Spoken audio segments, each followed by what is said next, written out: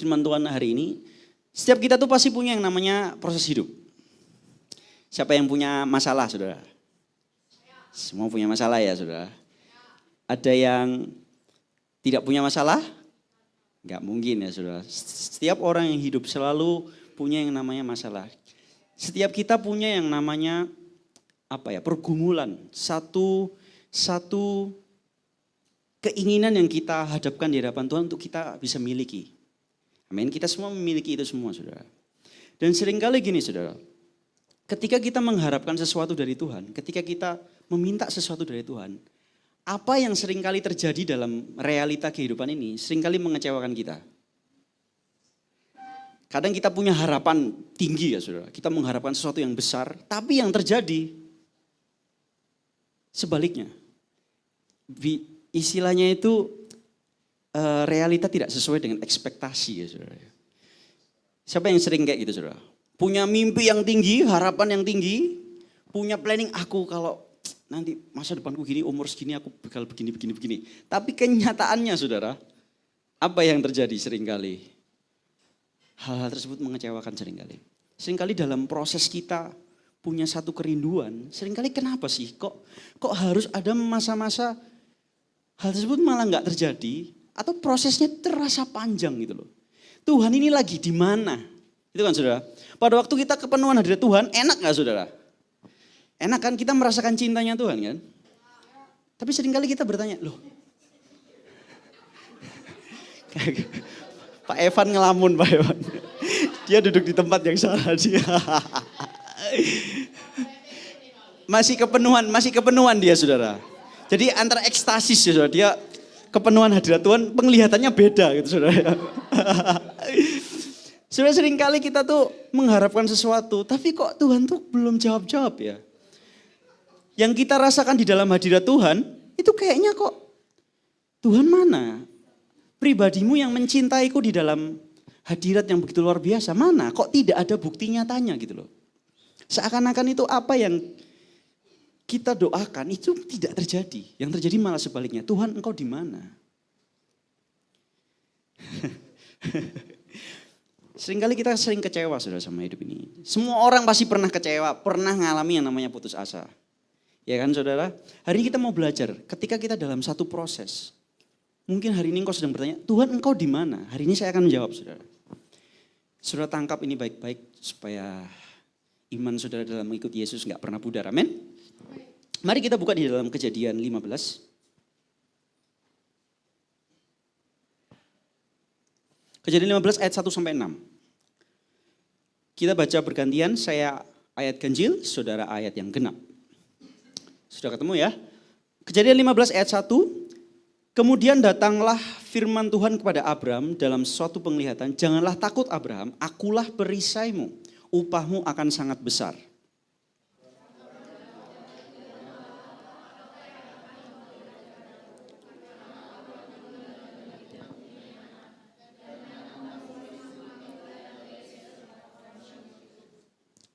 Lagi kata Abram, engkau tidak memberikan kepadaku keturunan, sehingga seorang hambaku nanti menjadi ahli warisku.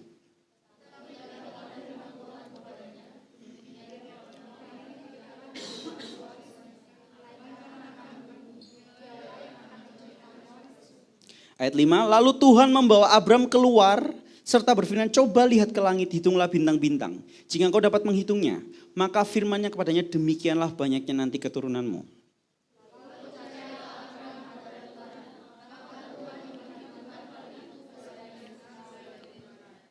Amin. Saudara gini, Abram ini sebelum dia namanya diganti jadi Abraham ya saudara, saya sebutnya Abraham aja. Abraham itu saudara disebut sebagai bapak apa saudara? Bapak orang beriman atau bapak orang percaya, benar ya?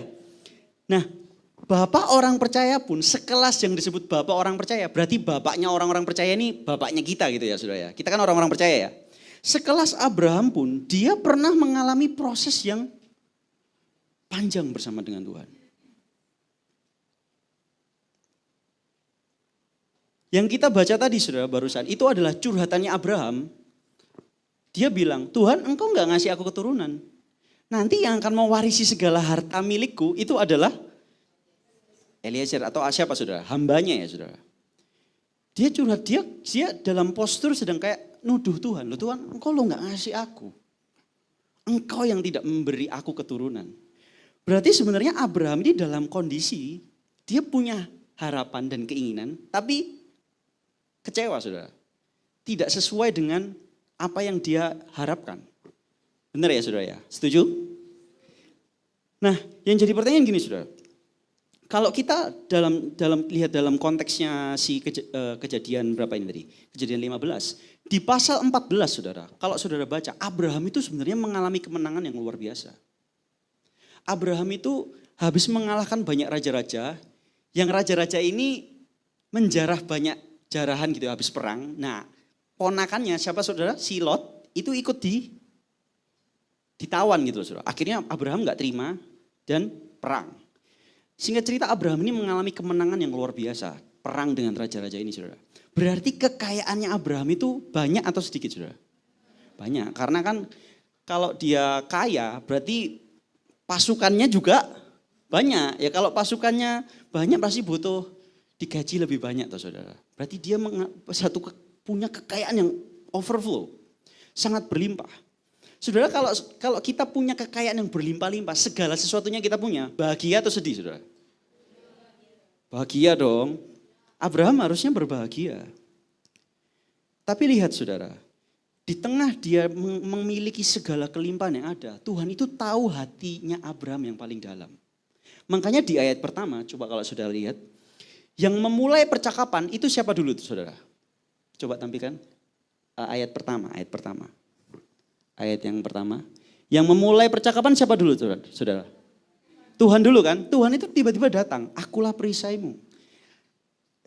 Janganlah takut Abraham. Akulah perisaimu, upahmu akan sangat besar. Loh saudara, ini orang habis menang loh. Habis ngalami kemenangan yang luar biasa. Kok bisa-bisanya Tuhan itu datang. Jangan takut Abraham. Logis gak saudara? Kalau saudara habis menang luar biasa. Tiba-tiba Tuhan itu datang. Jangan takut Abraham, akulah perisaimu. Logis gak saudara? Harusnya kan aku bangga sama kamu karena kamu menang gitu kan. Tapi Tuhan itu mengerti, kelihatannya Abraham itu secara cover luarnya happy saudara. Karena dia punya segalanya. Tapi Tuhan tuh tahu yang paling dalam. Di dalam hatinya Abraham tuh ada satu yang masih kurang. Apa saudara? Anak, dia belum punya yang namanya keturunan. Makanya Tuhan datang. Jangan takut Abraham. Akulah perisaimu. Seringkali saudara kita tuh menutupi di sekitar orang-orang sekitar kita seringkali menutupi dengan senyuman palsu. Coba tengok kiri kanannya, senyum palsu, kasih senyuman yang palsu. Coba bilang gini, makasih ya udah senyum. Aku tahu kamu punya pergumulan yang berat. Saudara seringkali kita itu di dalam masyarakat kita tuh seringkali kayak kelihatannya tuh bahagia gitu ya saudara ya. Senyum manis gitu kan. Saudara kalau senyum tambah lebih luar biasa cakep-cakep saudara ya. Ketika kelihatannya happy tapi Tuhan tuh tahu yang paling dalam saudara. Ada satu pergumulan yang sebenarnya belum terselesaikan dan Tuhan datang. Jangan takut Abraham. Amin. Singkat cerita saudara, kalau saudara baca tadi kan akhirnya Abraham itu mendapatkan janji Tuhan ya, bahwa dia akan mendapatkan keturunan, gitu kan? Benar ya saudara? Apakah ketika dia mendapatkan janji Tuhan, langsung terjadi? Anaknya langsung lahir? Enggak, dia harus nunggu saudara. Nunggunya enggak setahun 2 tahun, bertahun-tahun. Coba bilang, bertahun-tahun. Jadi lama atau sebentar saudara? Lama banget. Sampai di titik tertentu saudara. Kan tadi di ayat yang ke-6 tadi dikatakan, maka percayalah Abraham dan diperhitungkan sebagai kebenaran gitu kan. Tapi lihat saudara, ini bapak orang percaya loh saudara. Berarti bapaknya kita itu kelasnya orang percaya yang tertinggi lah istilahnya.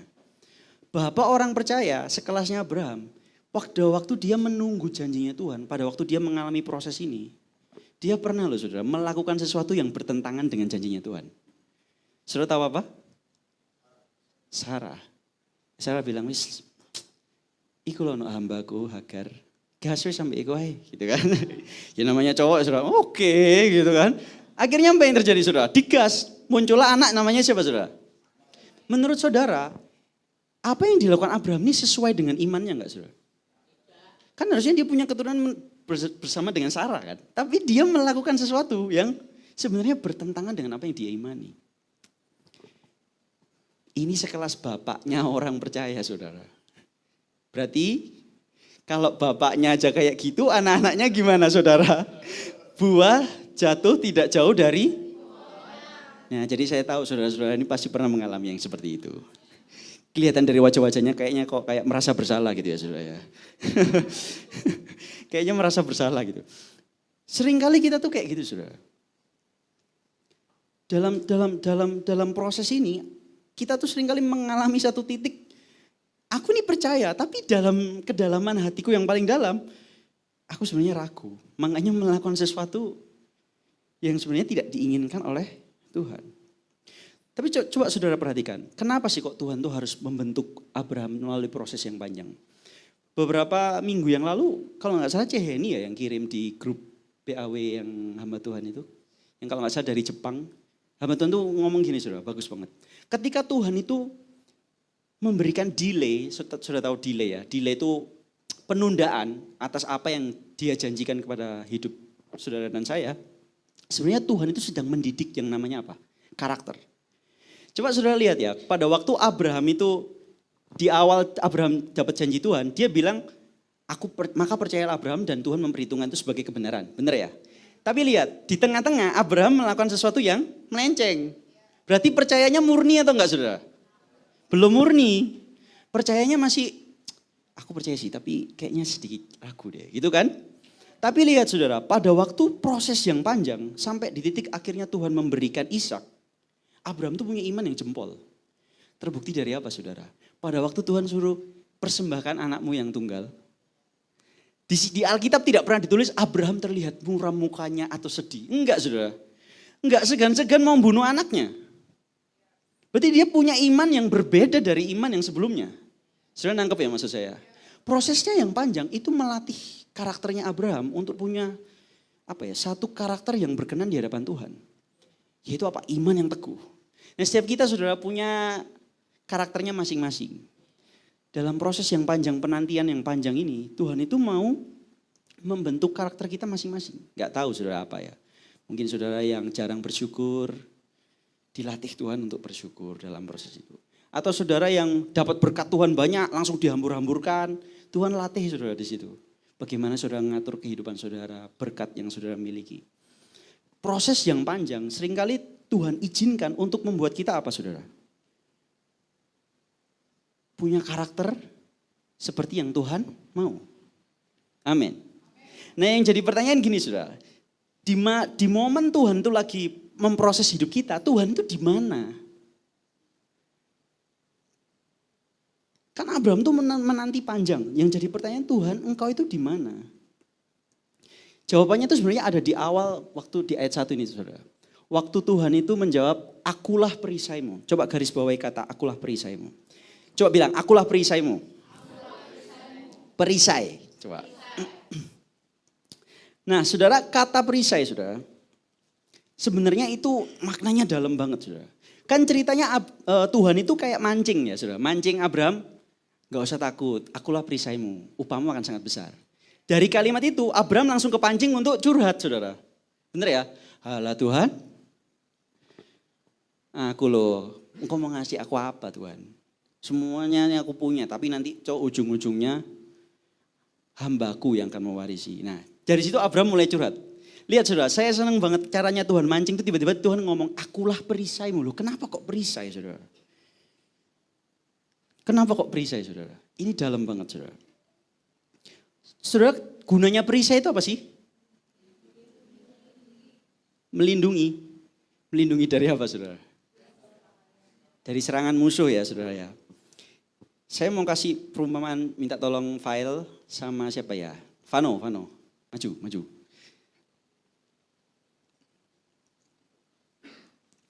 File sini. Di sini aja di kanan. Semuanya di kanan. File Vano aja. Vano bawa perisai misalnya di tanganmu yang kiri. Jadi bayangkan ya saudara, bayangkan ini perisainya ya saudara. Ini perisai. Nah, file ini bawa tombak. Bayangkan tangan kananmu ini tombak. Oke. Jadi gini. Gini aja tanganmu gini. Jadi nusuk ini ya. Ini apa saudara? Perisai. Ini tombak ya saudara ya. Nah sekarang file tombak tusuk perisainya yang keras. Oke. Pada waktu file nusuk tombak ini nusuk perisai saudara. Vano ngerasa ada tekanan nggak? Ada dorongan ya, saudara. Ada kayak tertekan gitu ya, saudara. Kalau ini beneran tombak dan perisai, saudara. Pasti didorong gini kan kayak kerasa gitu ya, saudara. Sekarang yang jadi pertanyaan, saudara. Apa yang dirasakan Vano dengan apa yang dirasakan perisai lebih sakit yang mana? Hah? Misalnya saudara jadi perisai ini sekarang. Mau saudara jadi perisai, dibentuk jadi perisai. Waktu ditombak, yang lebih sakit siapa saudara? Kenapa kok bukan orangnya? Karena kan ditangkis ya saudara. Yang ngalami tusukan itu kan yang perisainya saudara. Berarti yang lebih ngalami sakit itu siapa? Perisainya. Oke silakan duduk. Thank you. Beri tepuk tangan dong saudara. Berarti gini saudara. Perisai itu kan gunanya untuk menahan dari segala macam serangan kan. Kalau Tuhan bilang kepada saudara hari ini, jangan takut nak, aku perisaimu. Berarti ketika kita mengalami tekanan dan mengalami serangan dari kuasa kegelapan, dari iblis, pencobaan-pencobaan dari si jahat, yang sebenarnya ngerasain lebih sakit itu kita atau Tuhan saudara? Tuh, saudara kok kayak ragu gitu sih. Tadi itu perisainya loh saudara. Yang lebih sakit perisai atau orangnya? Perisai kan? Oke, saudara nangkep ya? Dari sini nangkep, yang bilang nangkep yes gitu. Jadi gini saudara, pada waktu Tuhan tuh datang kepada Abraham, saya senang banget. Kalau ini ibaratnya konseling saudara, saya suka banget kalimatnya Tuhan. Jangan takut nak, aku ini perisaimu. Artinya gini, aku tuh ngerti apa yang kamu rasakan. Amin. Bahkan aku mengerti lebih dalam dari apa yang kamu rasakan. Mungkin hari ini saudara kayak dibujani panah-panah si jahat dengan apa? Kekecewaan, putus asa, menanti janji Tuhan yang panjang nih saudara. Seringkali kan iblis menggunakan cara-cara itu. Kamu gak mungkin bisa punya ini kekayaan apalagi. Kamu gak akan bisa sukses, kamu gak akan bisa begini dan begitu. Dan saudara merasa takut, merasa kayak bahkan sampai depresi. Wah itu ngeri saudara, sampai depresi segala ya saudara. Tapi itu kan semua serangan-serangan dari si jahat. Yang membuat hati kita gak damai sejahtera ya seringkali. Tapi percayalah saudara, pada waktu serangan itu diberikan, ada yang namanya perisai. Siapa perisainya kita saudara? Tuhan. Tuhan itu merasakan lebih sakit daripada apa yang kita rasakan. Amin. Amin. Kok kayak ragu gitu saudara. Tuhan tuh merasakan apa yang kita rasakan. Tuhan tuh mau bilang setiap rasa sedih dan khawatir, Tuhan merasakannya jauh lebih kuat. Lebih dalam saudara. Dan saudara percaya gini ya, segala berkat Abraham itu diberikan juga untuk orang percaya. Setuju ya? Saudara orang percaya kan? Setiap orang yang percaya kepada Yesus Kristus, segala berkat Abraham itu juga dilimpahkan kepada kita. Termasuk berkat relationship ini saudara. Ini kan berkat relationship. Kayak privilege banget. Ketika Abraham tuh mengalami tekanan, Tuhan bilang, aku ini loh nak perisaimu. Aku merasakan apa yang kau rasakan lebih dari bahkan apa yang kamu alami saat ini. Jadi Tuhan tuh turut merasakan saudara. Coba bilang turut merasakan apa yang kita alami. Setuju? Yes. Nah sekarang saudara, apa yang jadi pergumulan saudara hari-hari ini? Mungkin kau sedang bertanya, Tuhan di mana engkau? Ketika aku mengalami kesedihan ini dan itu, engkau di mana Tuhan? Ya Tuhan itu ada di situ saudara, perisai. Dia menemani kita, amin. Mungkin kau sedang kecewa, aku habis retreat. Ya kan, habis retreat kepenuhan hadirat Tuhan. Wah aku mendoakan, orang lain kepenuhan Roh Kudus. Terus ketika kau ada masalah, ketika kau mendoakan kok gak terjadi apa-apa ya Tuhan. Yang mengalami itu, kayaknya ada yang mulai senyum-senyum tipis saudara ya. Percayalah bahwa ada yang namanya prosesnya Tuhan. Amin. Tuhan sedang memproses hidup Bapak Ibu Saudara dan saya untuk menjadi lebih baik. Dan di tengah proses itu Tuhan tidak pernah meninggalkan.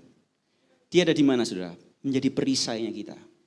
Tuhan itu jangan digambarkan gini saudara, ketika kita lagi ngalami cobaan, Tuhan tuh lagi duduk enak-enak di tahtanya. Oke. Kelihatannya Ceheni ini kurang bersyukur kayaknya ya. Dibiari lebih lama aja gitu. Bukan seperti itu saudara. Ketika kita tuh mengalami satu pencobaan, ketika kita tuh mengalami prosesnya Tuhan, Tuhan ada bersama dengan kita. Dia menjadi perisai kita, bahkan dia merasakan apa yang kita rasakan. Amin. Makanya ada lagu yang gini saudara. Dengarlah aku, suara hati ini memanggil namamu, karena separuh aku dirimu. Oh, hafal dong. Ini galauers ini saudara. Artinya gini, kayak seakan-akan lagu itu tuh kayak mau ngomong, setengahnya dirimu tuh aku. Nah kan Roh Kudus ada dalam diri kita saudara. Kalau kita sedih, Roh Kudus sedih enggak? Sedih. Kalau kita bahagia, Roh Kudus bahagia enggak? Saat kita habis liburan, happy-happy, lupa sama Tuhan, Roh Kudus bahagia enggak? Bahagia. Roh Kudus juga ikut bahagia merasakan bersama dengan saudara. Seringkali kita lupa aja dengan kehadirannya saudara. Baru ingat kalau ada masalah, tambal butuh itu namanya saudara. Tapi percayalah apapun yang kita alami, Tuhan itu merasakan tepat seperti apa yang kita rasakan. Loh, Johnson, mana buktinya? Itu kan cuman terjemahan secara pribadi aja saudara. Kayak perisai itu kan cuman kayak gambaran analogi aja. Mana buktinya kalau Tuhan itu benar-benar merasakan apa yang kita rasakan? Gitu kan saudara? Coba kita buka Ibrani 4. Ayat 14 sampai 15.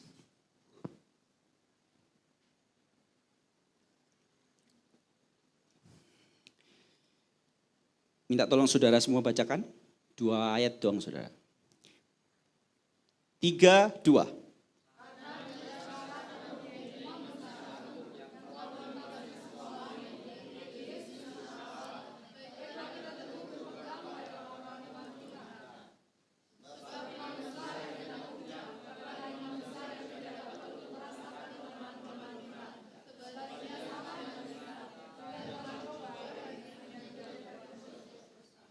Amin. Kita punya imam besar saudara, amin. Siapa namanya? Yesus. Yesus itu Tuhan kan saudara. Dikatakan di ayat 15 tadi, imam besarnya kita ini ciri-cirinya apa saudara? Bukanlah imam besar yang tidak dapat turut merasakan kelemahan-kelemahan kita. Berarti arti katanya, imam besar yang kita punyai itu turut merasakan kelemahan-kelemahan kita. Saat kita lemah, saat kita putus asa, saat kita merasa aduh gak ada harapan ini. Saat kita menyalahkan diri sendiri, imam besar kita merasakan gak saudara? Amin. Yesus merasakan apa yang saudara dan saya ini rasakan. Coba pikirkan saudara, hal apa yang paling berat bagi saudara saat ini? Yesus di sana saudara. Dia merasakan apa yang saudara semua ini alami. Amin. Dan kerennya gini saudara, ayat 15 bilang gini. Sebaliknya sama dengan kita, ia telah dicobai, hanya tidak berbuat dosa. Berarti Yesus pernah dicobai juga saudara, karena dia pernah menjadi manusia kan. Saudara ini keren banget. Setiap kita itu bisa merasakan penderitaan satu sama lain, itu karena punya yang namanya empati. Munculnya dari apa saudara? Empati itu. Merasakan penderitaan orang lain kan.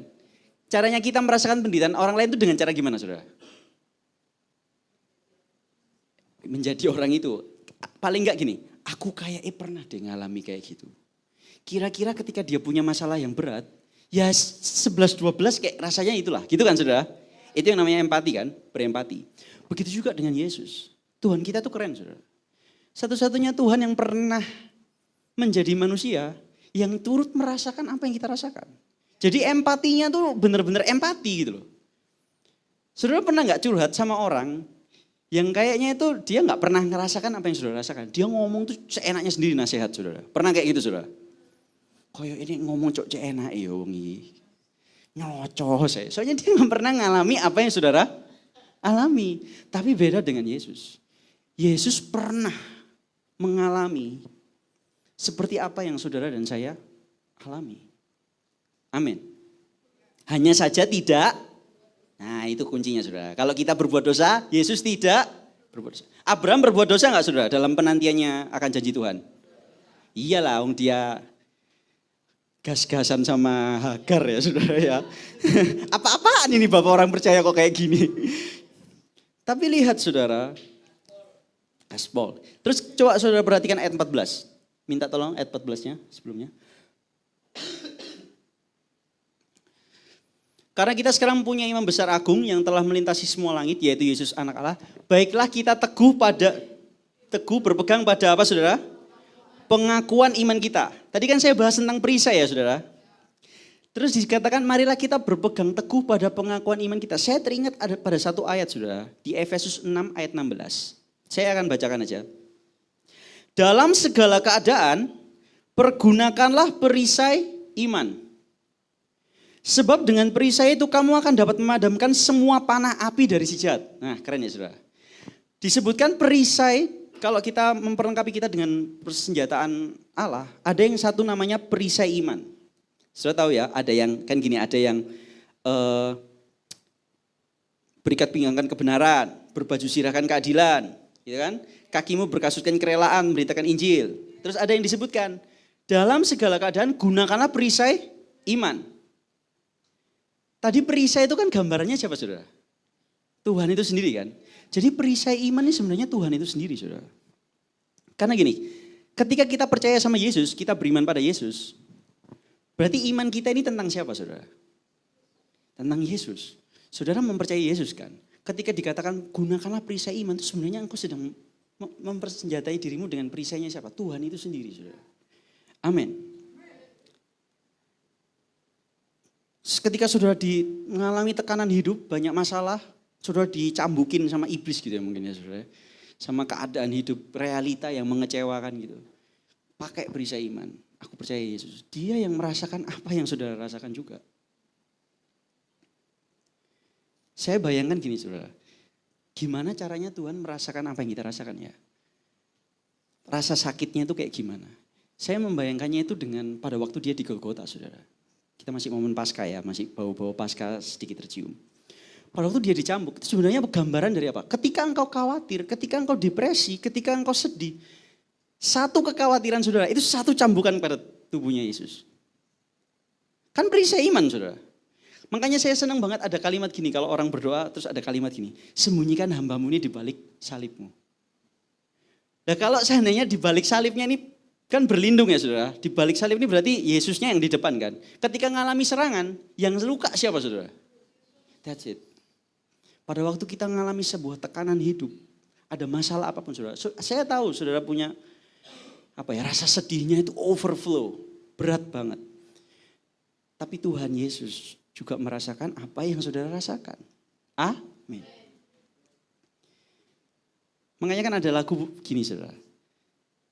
Allah mengerti, Allah peduli, gitu kan?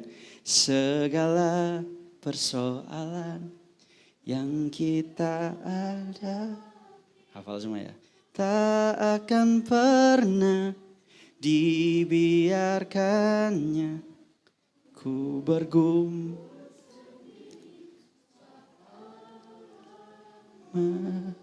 mengerti. Mengertinya itu enggak sekedar, pokoknya aku tahu rasa sakitmu kayak gitu lah. Enggak, tapi dia merasakan. Empatinya Tuhan itu jauh lebih tinggi daripada manusia. Saudara. Dari sini kita tahu saudara, bahwa dia itu Tuhan yang setia. Coba bilang, Tuhan yang setia. Amin. Saudara, kan dikatakan gini, pergunakanlah perisai iman supaya kamu dapat memadamkan panah api si jahat. Caranya iblis itu untuk melemparkan panah api itu gimana sih saudara? Biasanya kayak ini, ketika kita kecewa ya saudara. Dia akan berusaha bilang sama kita gini, entah Tuhan itu gak bakal ngasih apa yang kau mau. Kayak gitu saudara. Tuhan itu menyimpan kemuliaannya untuk dirinya sendiri. Apa yang kau harapkan Tuhan gak peduli. Kayak gitu. Saudara kalau dengar kalimat-kalimat gitu dalam hati, saudara punya iman enggak? Saudara jadi percaya Yesus enggak? Percaya bahwa Tuhan pasti nolong enggak? Enggak mungkin. Nggak mungkin dong, kan karena saudara diliputi dengan ketakutan. Kayak gini saudara, iblis itu strateginya membuat saudara itu curiga dengan Bapa. Iya, kayak aneh sih Tuhan gak mungkin jawab pergumulanmu ini. Kayak aneh sih gak mungkin bisa, kayak aneh. Akhirnya kita membuat sama Bapa itu hubungannya jadi jauh, kehilangan hati Bapa. Saudara masih ingat waktu retreat kita menerima kebenaran firman Tuhan tentang apa saudara? Hati Bapa. Jangan sampai saudara hati Bapa ini tercuri hanya gara-gara kita tuh dikasih panah api kecurigaan sama Tuhan. Tuhan gak bakal kasih apa yang kau harapkan. Kalau wis kayak gitu saudara, ya wis jadilah kayak Abraham. Kan dia merasa saudara, dalam prosesnya yang panjang ini kok gak ketemu-ketemu si anaknya kira. Pada waktu sama si Sarah. Wis bolak-balik ngisi saudara, tapi kok gak jadi-jadi gitu kan. Akhirnya dia berpikir dengan, kayak aneh Tuhan gak ngasih dari Sarah, kayak aneh. Kelihatannya aku harus membuatnya dari Hagar. Oh, semuanya dimulai dari apa sebenarnya saudara? Merasa curiga dulu sama Tuhan. Tapi ketika kita percaya bahwa Tuhan itu merasakan apa yang kita rasakan. Dan dia pasti memberikan. Ya kan, kalau orang merasakan, sekarang gini, kalau saudara punya sahabat saudara. Dia lagi kesusahan, saudara kan merasa berempati ya sama dia. Kalau saudara bisa nolong, pasti saudara tolong enggak? Karena apa saudara? Berempati. Ya apalagi Tuhan. Kalau manusia yang jahat aja tahu caranya berempati dengan baik, apalagi Bapa yang di surga. Amin. Dia merasakan apa yang saudara rasakan, pasti dijawab saudara. Hanya prosesnya ini saudara yang panjang. Tapi ingat, dia tidak akan pernah meninggalkan Bapak Ibu saudara. Amin. Nah beberapa waktu yang lalu saudara, kita kan merayakan Paskah. Sebenarnya kita ini masih momen-momen bawa Paskah saudara. Karena pada waktu Yesus itu bangkit, ada momen yang namanya apa saudara? 40 hari Yesus bertemu dengan para muridnya. Ya kan saudara? Coba kita buka dalam Kisah Para Rasul 1. Ayat 3-7.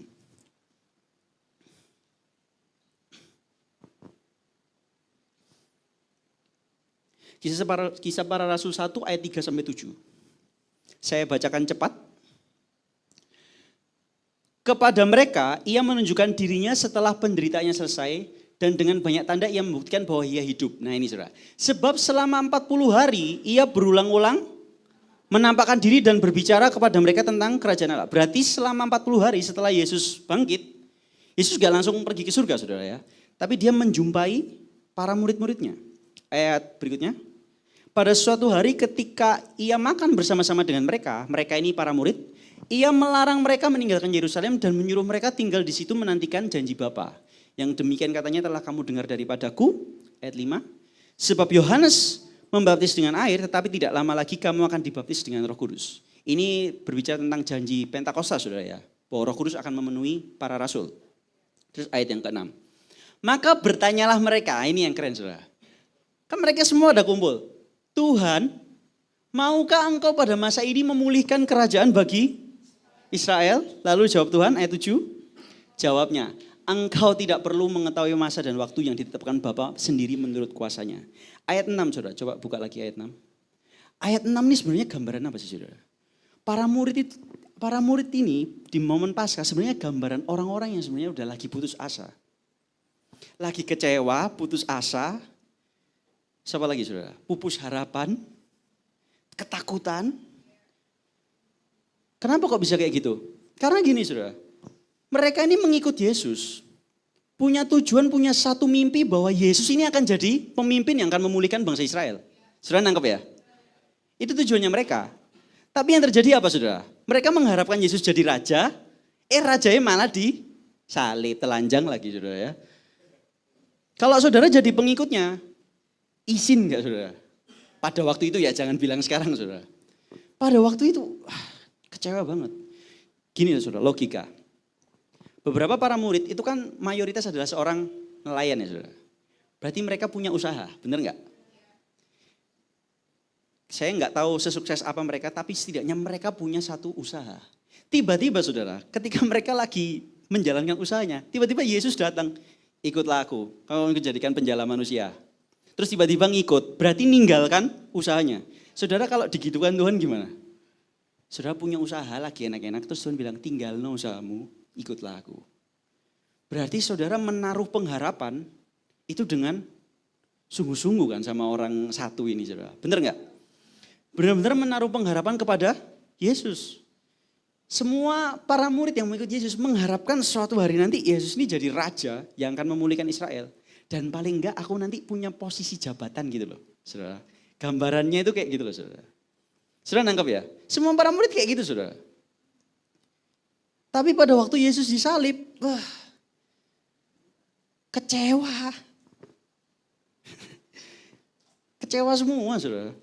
Apalagi sampai dia mati, wah kecewa. Makanya yang datang minggu lalu kita bahas, Kak Susan yang bahas tentang siapa saudara? Maria Magdalena. Itu salah satunya, dia datang dengan kepedihan hati. Karena apa? Iki wong sing tak arep-arep kok malah meninggal, aku gak bisa ketemu dia lagi gitu kan. Orang kalau meninggal kan gitu saudara. Salah satu bentuk kecewanya, salah satu bentuk kesedihannya. Dan bukan satu kebetulan saudara, kenapa sih kok harus 40 hari? Kenapa kok enggak 20 hari gitu kan? Atau seminggu aja? Kenapa kok harus 40 hari? Yesus ini menghampiri para murid secara personal saudara. Why? Karena 40 itu sebenarnya gambaran apa saudara? Proses. Para murid ini di momen Paskah sebenarnya bukan momen mereka lagi happy. Mereka ini dalam proses semuanya. Dalam momen-momen kecewa. Gundah gulana ya saudara. Siapa yang di sini galau? Mereka semuanya lagi diproses. Imannya mereka tuh lagi sedang dipertaruhkan. Loh yang dipercayai meninggal saudara. Makanya kan Paulus bilang, jika kita menaruh kepercayaan pada Kristus, kalau Kristus tidak bangkit dan kita menaruh kepercayaan kita pada Kristus saja, maka kita adalah orang yang paling malang. Berarti iman dan harapan mereka dipertaruhkan di situ saudara. Ketika Yesus mati itu kayak shock semuanya. 40 itu gambaran apa saudara? Para murid ini sebenarnya benar-benar diproses luar biasa di sana. 40 itu angka proses saudara. Buktinya apa? Bangsa Israel 40 tahun berputar-putar di padang gurun. Mengharapkan apa saudara? Tanah Kanaan. Tapi diputer-puter karena karakter mereka sendiri yang sebenarnya tidak baik saudara ya. 40 tahun. Yesus Kristus sebelum dia pelayanan, dia ngapain saudara? 40 hari ngapain? Berpuasa di padang gurun. Itu berbicara proses. Elia saudara, pada waktu dia diancam sama siapa itu? Isabel. Dia ngapain saudara? Ke padang gurun, ke gunung Horeb kalau gak salah. Selama berapa hari? 40 hari. 40 hari dia dealing dengan depresinya dia. Itu proses juga saudara. 40 itu artinya masa-masa proses. Dan setiap kita saudara punya yang namanya proses 40 ini. Ya mungkin hari ini saudara, ketika engkau lagi kayak mungkin depresi, lagi capek gitu kan ya. Lagi kayak kecewa. Mungkin saudara sedang dalam proses 40 ini saudara. Gak tahu 40 hari atau 40 tahun. Siapa yang mau 40 tahun? Selak tuwek ya saudara. Atau 40 jam kan gak tahu saudara. Semua bukan berarti angkanya secara harafiah 40 enggak saudara. Tapi ini masa proses sebenarnya. Para murid itu selama 40 hari. Mereka sedang mengalami proses yang tidak mudah. Terbukti dari apa saudara? Maria Magdalena tadi ya sudah kita bahas. Bagaimana dia merasa kehilangan satu-satunya yang diharapkan ini saudara. Hilang, meninggoy saudara. Kalau meninggoy bisa bangkit enggak saudara? Orang kalau meninggal itu sudah selesai. Tidak ada mimpi dan harapan lagi. Maria Magdalena merasa aduh gak mungkin aku ketemu orang yang tak kasih. Setidaknya sebelum dia menjadi mayat yang tulang belulang. Aku tak merempahi kesedihan hatinya itu yang pertama. Prosesnya di 40 hari itu saudara. Kedua Petrus. Di momen 40 hari, Tuhan menjumpai Petrus. Kenapa kok Tuhan harus menjumpai Petrus, saudara? Karena Petrus itu leadernya, saudara. Gengnya, ketua geng, coba bilang, ketua geng. Jadi kalau kemarin retreat, ketua gengnya siapa, saudara? Josen. Petrus ini ketua gengnya, saudara. Karena apa? Di atas batu karang ini, yaitu Petrus, aku akan mendirikan jemaatku. Berarti Petrus ini sudah ditentukan sama Tuhan untuk jadi leader. Tapi apa yang dilakukan Petrus di saat Yesus ditangkap, saudara? Berapa kali? Nah, saudara kalau coba bayangkan jadi Petrus ya. Saudara dipilih jadi leader, satu leader komunitas rohani gitu ya. Terus tiba-tiba saudara sendirilah yang menyangkal Yesus duluan, 3 kali lagi. Wah, itu kalau saya bayangkan jadi Petrus, saya kecewa dengan kok Tuhanku, kok pemimpinku ini ditangkap, disalib lagi. Dan yang kedua dia kecewa sama dirinya sendiri. Benar atau benar saudara? Aku kok kayak gini sih, pemimpin geng kok malah menyangkal duluan gitu kan. Tapi lihat bagaimana Yesus berjumpa dengan Petrus di momen 40 hari ini saudara. Yang disebut masa pencobaan itu tadi. Dikatakan apa saudara? Petrus, apakah engkau mengasihi aku? Berapa kali saudara Yesus bilang gitu? Dijawab Petrus apa? Ya Tuhan, aku mengasihi. Sampai yang ketiga Petrus ngapain saudara? Sedih, nangis. Aduh aku kok pas 3 sih, kok pas 3 sih? Ini kan 3 yang itu. Karena tepak saudara, waduh iya Tuhan, aku ini sayang Tuhan sampai engkau Tuhan. Tapi ngono lah aku Tuhan, ngono loh saudara. Kelakuanku memang begitu. Petrus benar-benar di situ merasa apa ya saudara, gak pantas sebagai leader. Tapi lihat Yesus jawabannya apa saudara. Pada waktu 3 kali ditanya, apakah engkau mengasihi aku? Dijawab Petrus kan, ya aku mengasihi engkau Tuhan gitu kan. Yesus jawab apa saudara? Berarti tetap dijadikan leadernya enggak saudara? Yes. Harusnya Petrus itu disqualified saudara. Disqualified itu diskualifikasi ya saudara ya. Tapi lihat bagaimana Tuhan selama prosesnya Petrus, dia tidak meninggalkan Petrus. Momen depresinya Petrus, Tuhan tidak meninggalkan Petrus. Bagaimana dengan para murid yang lain saudara? Banyak saudara ya. Mereka kan semua para tercerai-berai. Ada yang kembali jadi nelayan lagi saudara. Bayangkan saudara ya. Dari start awal, sudah ini nelayan, dipanggil Tuhan, mengikut Yesus ya, berarti meninggalkan pekerjaan nelayan itu tadi. Terus setelah Yesus meninggal, saudara kan langsung kaget. Kayaknya aku jadi nelayan lagi deh. Benar nggak saudara? Akhirnya banyak dari mereka yang akhirnya kembali jadi nelayan. Itu berbicara apa? Kecewanya tuh parah saudara. Tapi bagaimana Yesus berjumpa dengan mereka? Aku ini loh bangkit. Amin. Salah satu muridnya Thomas saudara, sampai membuat satu statement ya saudara. Kalau aku nggak nyucukkan tanganku ke lubang di tangannya, aku tidak akan percaya gitu kan. Ini paling ekstrim saudara. Tapi Yesus lihat, apakah Yesus akan memarahi Thomas? Thomas, kamu tidak akan memasuki kerajaan surga gitu kan enggak saudara. Kok guyu cek? Maria Magdalena ya, merasakan kayaknya. Tapi apa yang dilakukan Yesus? Dengan kasih dia bilang, masuk jarimu. Selama proses 40 hari itu, Yesus gak meninggalkan para murid saudara. Kalau seandainya saya yang jadi Yesus saudara, saya sudah merasakan penderitaan di bumi ini yang begitu sangat parahnya. Saya habis dibunuh langsung bangkit, langsung ke surga aku. Pas Paskah itu saudara. Ya kan ngapain aku harus tetap ada di bumi yang menyebalkan ini. Tapi kenapa kok Yesus stay selama 40 hari? Karena Yesus itu mengerti apa yang dirasakan sama para muridnya. Amin. Para muridnya kan kecewa dengan ekspektasi. Harusnya Yesus ini yang jadi pemimpinnya, yang memulihkan bangsa Israel.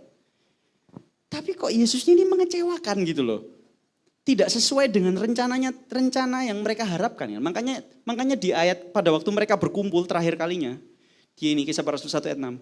Sampai mereka tuh klarifikasi lagi saudara. Tuhan, mau gak engkau tuh memulihkan kerajaan bagi Israel? Sebenarnya ini klarifikasi yang terakhir kalinya. Iki ketoknya dia bangkit, iki memulihkan gak ya? Gitu loh saudara. Ngerti maksud saya ya? Tapi apa yang dijawab sama Tuhan? Coba ayat 7 saya lupa. Engkau tidak perlu mengetahui masa dan waktu yang ditetapkan Bapa sendiri menurut kuasanya. Artinya gini, urusan pemulihan ada prosesnya Tuhan saudara. Setiap kita punya proses masing-masing kan. Setiap kita mengharapkan sesuatu ada proses dan rencananya Tuhan. Tapi lihat saudara, dalam proses itu Yesus gak pernah meninggalkan. Saat engkau goyah, imanmu lagi lemah, ada di sana Yesus. Selama 40 hari ada lagi saudara, dua murid, saya nggak tahu namanya siapa, nggak ditulis namanya saudara. Yang mereka lagi jalan ke Emmaus, saudara tahu? Ngapain saudara mereka? Ngomel-ngomel di jalan saudara. Iya ya, harusnya Yesus iki sing memulihkan kerajaan bagi Israel. Gitu saudara, mereka tuh lagi kecewa. Sampai Yesus datang, apa sih yang kalian berdua bicarakan? Loh kamu ini orang asing tak pak? Gitu kan, mereka bilang. Kok sampai nggak tahu apa yang terjadi akhir-akhir ini? Itu loh Yesus yang disalibkan tuh loh. Kami berharap dialah yang akan menjadi leadernya gitu loh saudara. Selama 40 hari ini masa pencobaannya mereka harus merasa nggak mungkin menyerah. Tapi lihat saudara, di tengah mereka sudah menyerah dengan keadaan. Yesus nggak pernah menyerah. Amin. Yesus nggak pernah menyerah. Saat engkau mungkin merasa menyerah dengan masa 40-mu ini saudara. Entah 40 tahun atau 40 apa ini saudara ya. Yesus tidak pernah menyerah. Bilang, Yesus tidak pernah menyerah. Dia yang membangkitkanku. Ketika aku lemah. Ketika aku putus asa. Ketika aku tidak berdaya. Amin. Yes. Yeah. Saudara senang punya Tuhan yang kayak gini saudara. Mungkin kalau Tuhan yang lain kita nggak percaya, buang aja ini kan. Makhluk-makhluk yang tidak percaya ini. Tapi Yesus kita berbeda. Dia tidak pernah menghakimi iman yang kecil saudara. Tapi dia membangkitkannya. Amin. Kita buka ayat terakhir saudara. Yohanes 11.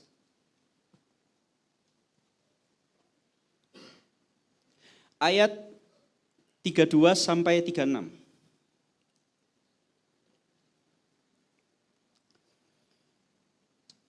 Saya bacakan cepat ya. Setibanya Maria di tempat Yesus berada dan melihat dia, tersungkurlah ia di depan kakinya dan berkata kepadanya, Tuhan, sekiranya engkau ada di sini, saudaraku pasti tidak mati. Ayat 33, ketika Yesus melihat Maria menangis dan juga orang-orang Yahudi yang datang bersama-sama dia, maka masih gula hatinya, ia sangat terharu dan berkata, di manakah dia kamu baringkan? Jawab mereka, Tuhan marilah dan lihatlah. Nah, ini keren saudara.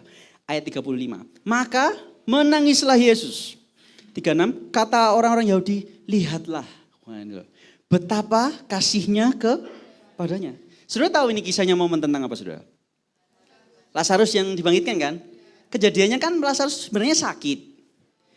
Yesus dikabarin, orang yang kau kasihi itu sedang sakit. Apa yang dilakukan Yesus saudara? Sejarno, sengaja gitu kan saudara. Ditunda kan? Yesus gak langsung datang kan? Gara-gara Yesus nunda, apa yang terjadi saudara? Meninggoy. Wes terlambat ya saudara ya, meninggoy.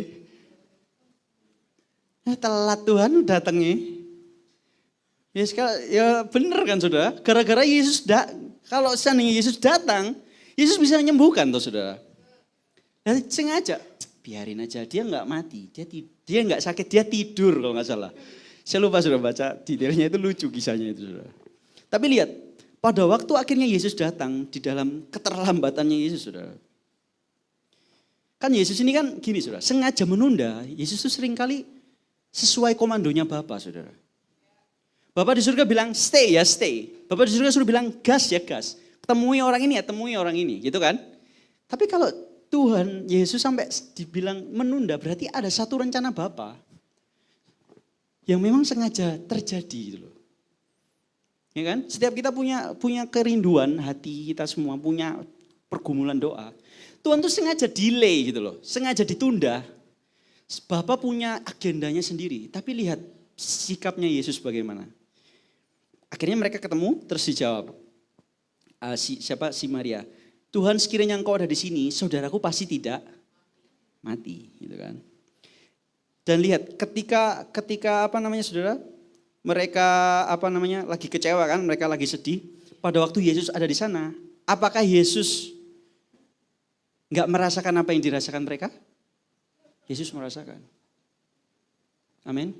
Saudara ini momen langka loh, menangislah Yesus. Yesus itu menangis di Alkitab, coba saudara cari. Cuman 2 kali saudara.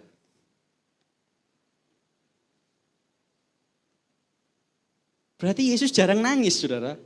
Tapi kok bisa momen itu membuat Yesus tuh merasakan kesedihan itu sampai menangis. Jawabannya ada di ayat berapa tadi? Ayat 36. Lihatlah betapa kasihnya kepadanya. Saudara tahu apa artinya ini? Orang yang benar-benar sayang, saudara, itu merasakan apa yang dirasakan orang yang disayangi. Saya ulangi sekali lagi ya.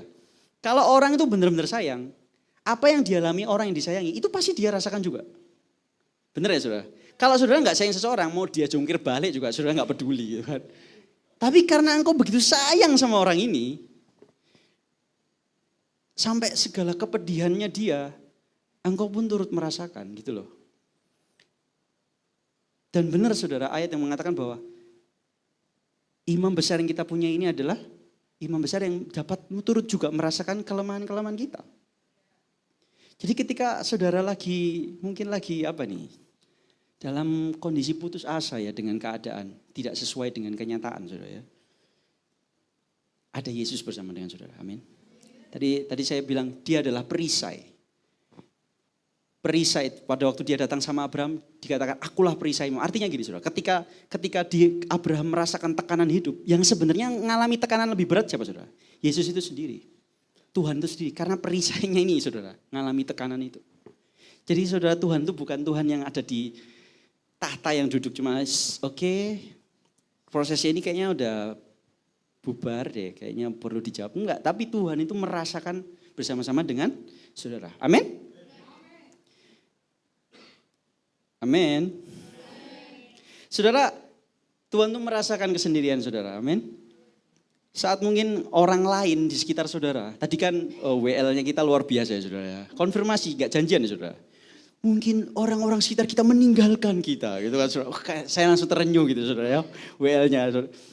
Mungkin orang-orang sekitar kita meninggalkan kita. Orang-orang sekitar kita tidak tahu apa yang kita alami gitu kan.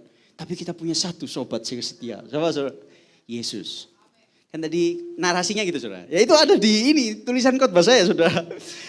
Kita gak janjian tapi Roh Kudus berbicara dengan luar biasa. Sekalipun ada melenceng-melencengnya titik. Luar biasa urapan Tuhan ya. Saudara, Tuhan tuh mengerti kesendirian saudara. Apa yang saudara pendam terdalam, Tuhan tuh tahu. Saudara yang berpasangan suami istri, mungkin ada hal-hal yang kau gak bisa ceritakan ke pasanganmu.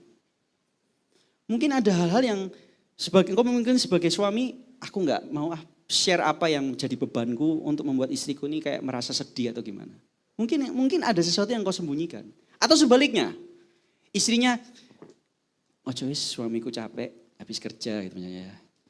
Kayaknya gak tak ceritain deh misalnya gitu. Ada hal-hal yang mungkin gak bisa engkau ceritakan sama orang-orang terdekatmu. Atau mungkin anak dan orang tua. Aku ceritain nanti papa mamaku ini kerepotan gitu misalnya. Atau orang tua yang merasakan, jangan cerita ke anak-anak deh, biar anak-anak tetap fokus pada pendidikan dan sekolahnya gitu kan. Dengan beban mungkin biaya pendidikan kayak atau apa. Saudara, dalam kesendirianmu Tuhan itu merasakan semuanya. Amin. Dia perisai, bilang dia perisai. Yesus perisaiku. Yesus merasakan apa yang kurasakan. Dan dia pasti jawab apa yang kubutuhkan. Amin. Demikian kebenaran firman Tuhan saudara. Sudah terberkati? Amin. Serius nih. Kalau gak terberkati saya gak khotbah lagi saudara. Amin, sudah terberkati ya? Amin. Ada Bapak Gembala muncul saudara. Di penghujung terakhir saudara ya. Mari saya undang saudara untuk bangkit berdiri.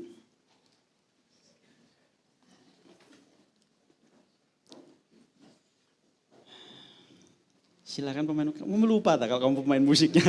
Bisa malah dia berdiri juga saudara.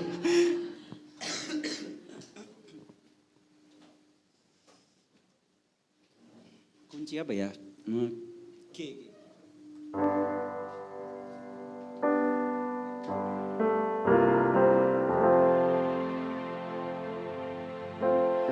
Ayo kita datang menghampiri Tuhan.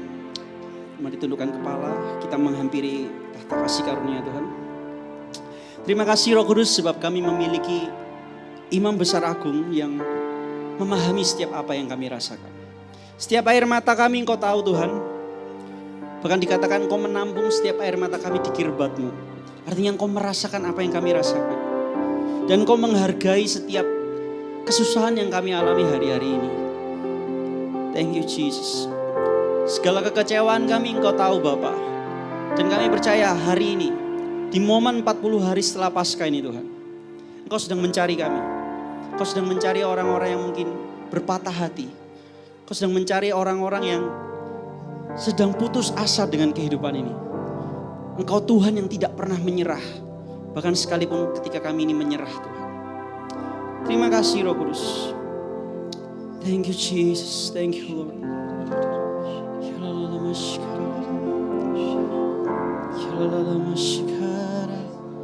Thank you Lord. Thank you Jesus, thank you. Mari hampiri Tuhan. Oh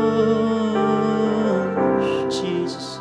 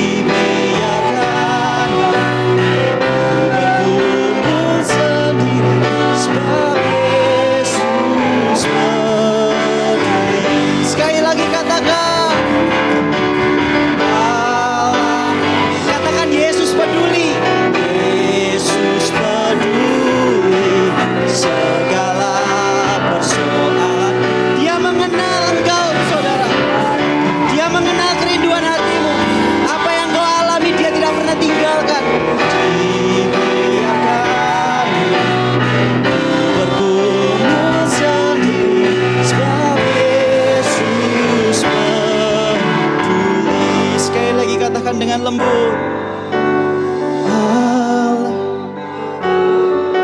dengan segenap hatimu saudara, sampai rohmu itu menyadari bahwa dia benar-benar merasakan apa yang kau rasakan. Yang kita ada, yes. Thank you Lord. Kami bangga punya Yesus yang dahsyat, yang merasakan apa yang kami rasakan. Thank you Lord. Oh Jesus, yes, sekali lagi katakan Allah.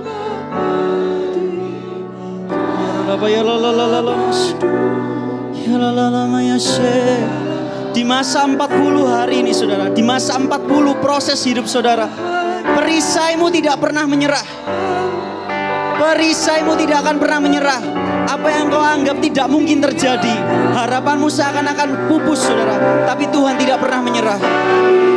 Sebab Allah